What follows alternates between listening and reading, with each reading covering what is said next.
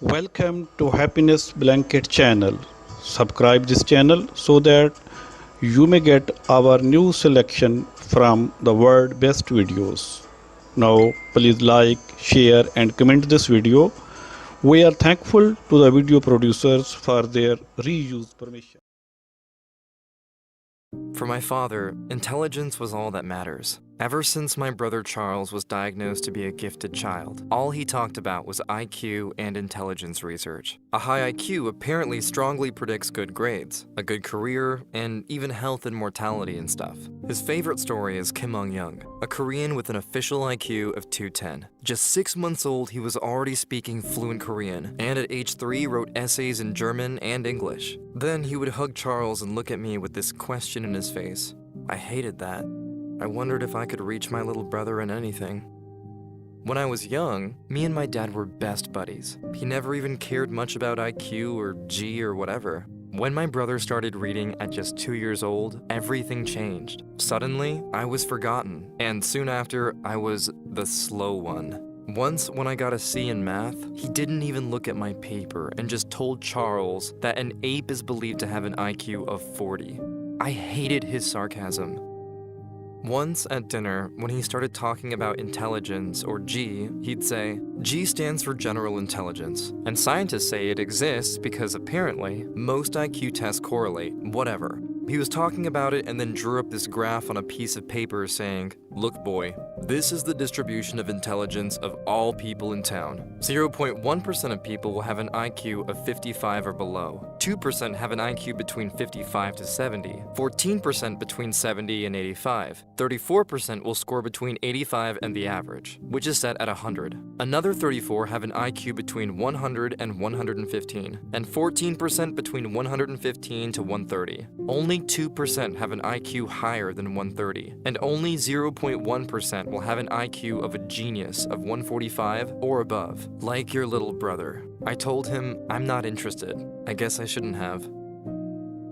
He exploded. Not interested? You know what this all means, boy. He turned the paper around and started all over. It means that if you take the 1,000 people, then one has some form of mental retardation, which means trouble living alone. 20 will have difficulty reading the map. 140 can perform simple tasks at work, but cannot qualify to become a soldier in the US Army. 340 probably finish high school, and another 340 will go to college. Maybe 140 can do a PhD and later work as surgeons. 20 are capable of producing a significant scientific work, and only one will make it into an Ivy League college, like MIT, where the average IQ is 145. Your little brother got an IQ higher than that.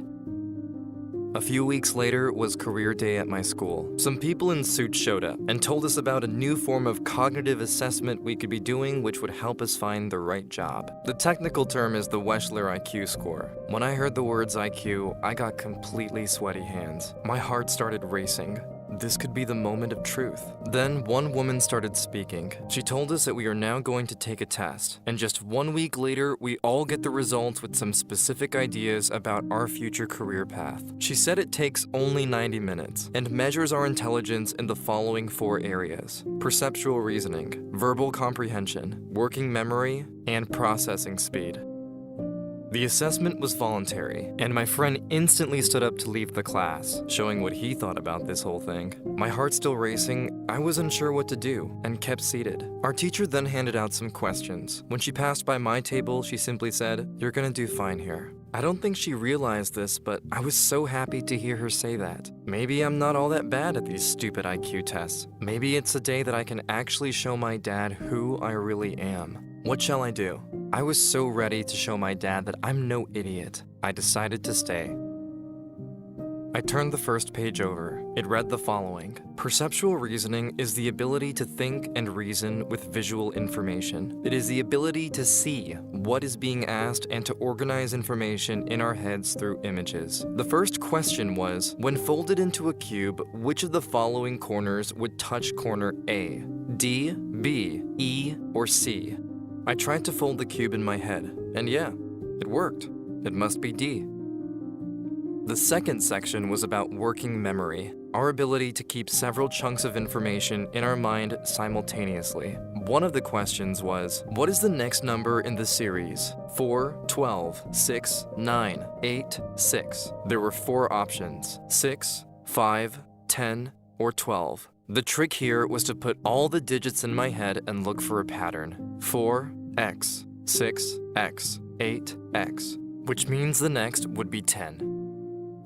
The third section was verbal comprehension, which measures our ability to access vocabulary, express ourselves in a meaningful manner, and apply reasoning skills to information presented verbally. In the first question, it said, what is the difference between the words refuted and irrefutable? Do they have similar meanings, have contradicting meanings, or mean neither the same nor the opposite? They must have contradicting meanings.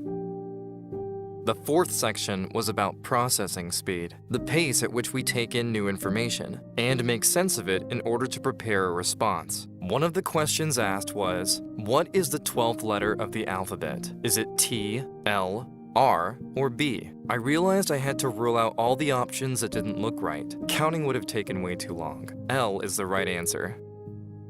I had completed all of the 50 questions in time, and I was very relieved. In the end, the woman said, a lot of research over the last century went into the IQ test we had just taken, and there is convincing evidence that our intelligence is mainly a product of our genes. There's an estimate of a heritability range from 50 to 90%. Although, the environment also matters, she continued, especially negative influences during your childhood, like infectious disease, malnutrition, air pollution, or lead in the paint of your walls at home. These things can reduce your IQ forever. She explained that it's because during the prenatal period and early years of life, a child's brain consumes a huge part of the body's energy to grow. And if the body was under attack, it cannot support the brain's growth to its full potential. In other words, you were born with a pretty fixed IQ. Good parents and schools can keep the IQ at its genetically predefined level, and maybe increase it a bit. Negative influences, however, can surely reduce it a lot. I am just saying this, she closed, because if you are getting your results next week and you are not happy with your score or our recommendation, then know that there is little you can do about that.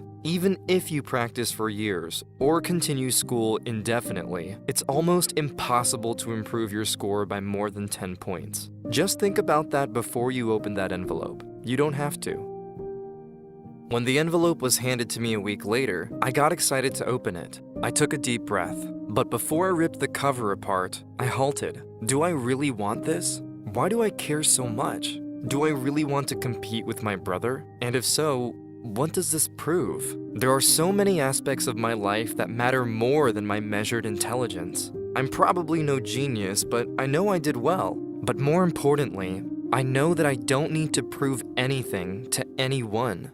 I decided not to open the envelope, and I loved this new idea of myself. Free from these limitations, I felt like I had grown up. Now when I heard my father speak all proud about Charles, I just smiled. I realized that it's not that he loved him more. No, my brother just gave my dad the chance to get attention, to be someone. He's the dad of a genius, and not just another middle manager at the bank on Middle Street. A few years later, I dropped out of college and started my own company, and soon after fell in love with a wonderful woman and also started a family. My brother is now a professor at a famous university, but never found the right girl, and like many very smart people, suffers from depression. My dad doesn't care so much about IQ anymore. He's now a proud grandfather. They say it takes intelligence to know how to do things right, but wisdom to do the right thing. Leaving that envelope closed was the best decision of my life. Here are 5 questions from a real IQ test. You've got 5 seconds each. When you are done, post your answers in the comments. Good luck! 1. A package of gift cards has a length of 8 centimeters, a width of 4 centimeters, and a volume of 64 centimeters cubed. What is the height of the box?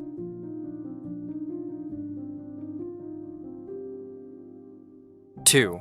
Some Bargles are Chongos, and some Chongos are Manhattans. Are some Bargles definitely Manhattans? Yes or no?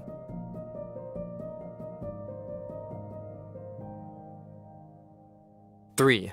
Max needed to get 7 new doors from the home improvement store for his house. His car could only hold 2 doors at once. How many times did Max have to visit the store? 2, 4, 7, 8, or 9?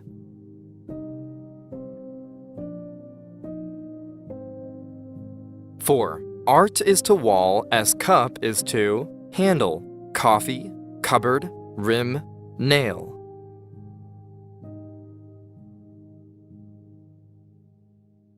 5. What is the missing number in the series? 1, 16, 81, blank, 625, 1296.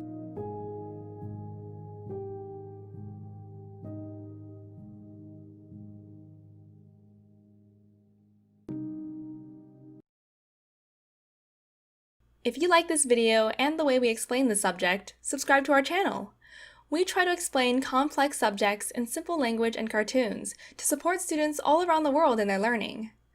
If you want to support us, you can go to www.patreon.com/sprouts and donate. Just $1 from many fans makes a big difference.